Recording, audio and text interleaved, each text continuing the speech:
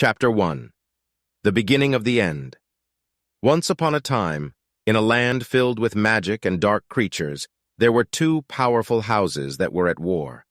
The House of Shadows and the House of Flames had been fighting for as long as anyone could remember. Their battles were brutal and their magic was strong, leaving death and destruction in their wake.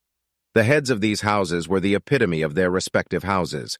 Lord Raven, the leader of the House of Shadows, was a master of darkness and secrecy, while Lady Ember, the leader of the House of Flames, was a fierce warrior and wielder of fire.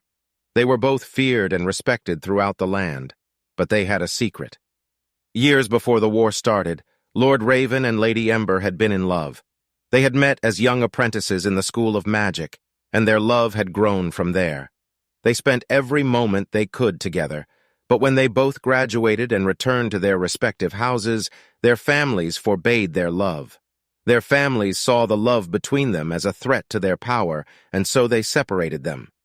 The House of Shadows and the House of Flames went to war, and Lord Raven and Lady Ember became bitter enemies.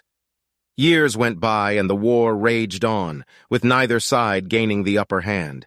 It seemed as though it would never end, until one fateful day when Lady Ember was captured by Lord Raven's forces.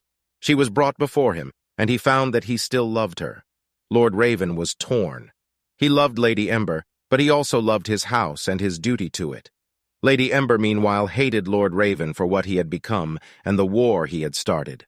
They were both at a crossroads, and it seemed as though their love would never be rekindled. However, as they talked, they both began to remember the love they once had. They both realized that they were still in love with each other, and that their love was worth fighting for. They decided to put an end to the war and reunite their houses, but they faced resistance from both their families and their followers. They fought to convince their families and followers of the love they had for each other and the love they had for their people.